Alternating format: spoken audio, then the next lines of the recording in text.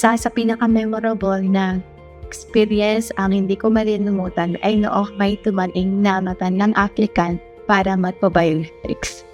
Siya ay sobrang kinakabahan at hindi din siya pamilyar sa gagawin niyang mga proseso.